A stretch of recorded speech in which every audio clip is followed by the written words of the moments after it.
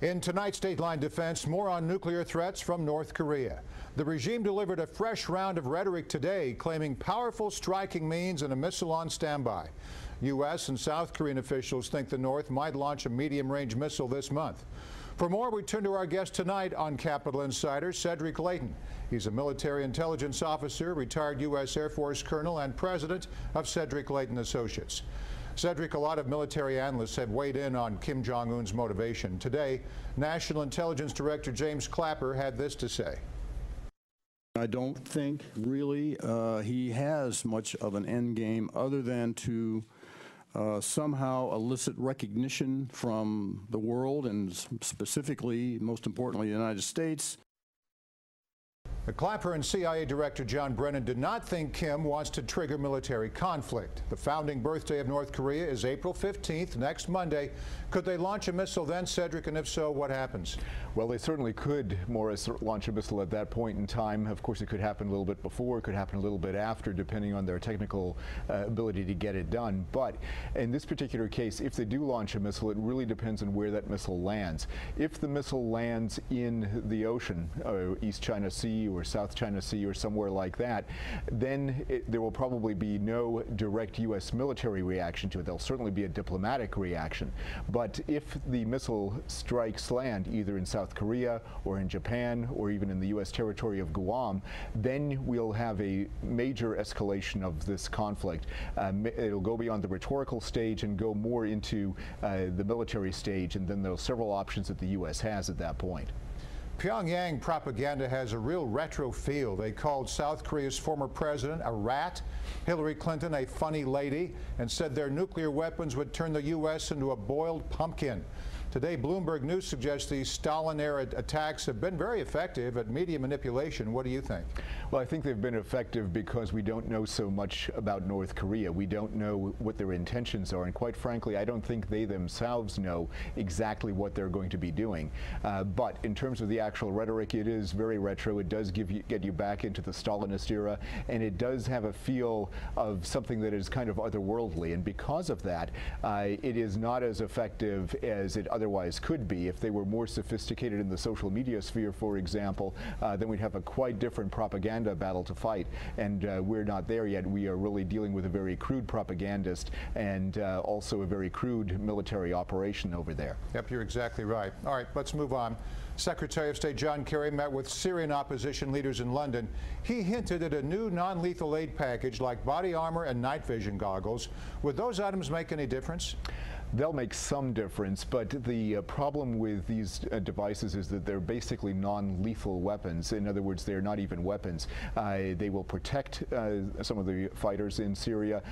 They will provide them with an extra bit of ammunition in terms of being able to work at night when nowadays they can't do that because of lack of night vision goggles, for example. There will probably also be some more intelligence sharing with the rebels, but it will not make an appreciable difference. The appreciable difference is really being made by arms that are being delivered by countries like Saudi Arabia and Qatar, and that is going to make it more of a difference than anything that we are dealing with in terms of non-lethal aid such as night vision goggles and body armor at this point. And meanwhile, Cedric, extremists inside Syria have formed their own alliances. Jabhat al-Nusra and al-Qaeda in Iraq, are they well armed?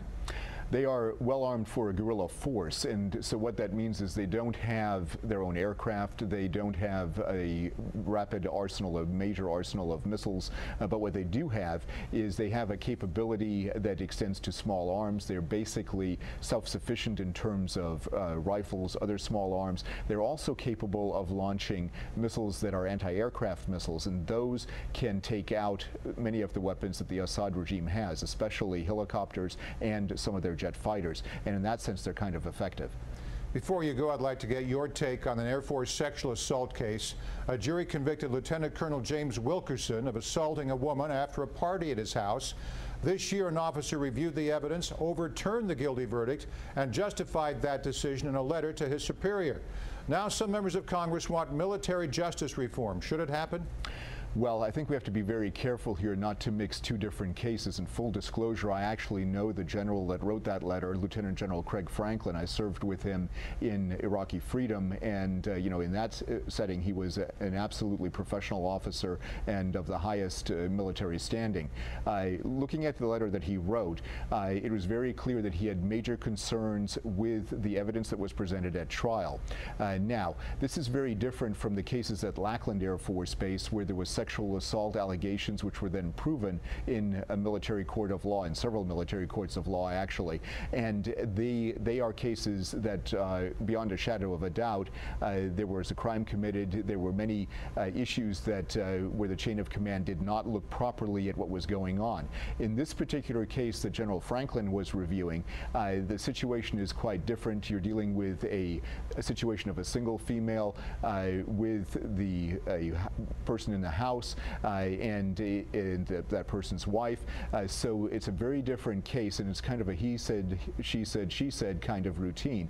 Very difficult to assess, but when you look at the evidence that has been presented to the public so far, there are some significant questions there, and it becomes very, very clear that if there is a reform of the Uniform Code of Military Justice and the reviewing authority that convening authorities have in these cases, that has to be done very carefully, because in many instances the convening authority actually has other evidence or the ability to see through some of the evidence that may not come out in court, and that is something that can protect innocent lives more so than some of the vaunted court procedures that we already have in place. So we have to tread very carefully with that, and I would caution those on the political side of this effort to be very careful with how they proceed with changing the Uniform Code of Military Justice, because it has served the military fairly well for over 200 years. It's always good getting your insight. Colonel Cedric Leighton, President of Cedric Leighton Associates. Thank you. My pleasure, Morris. Thanks for having me.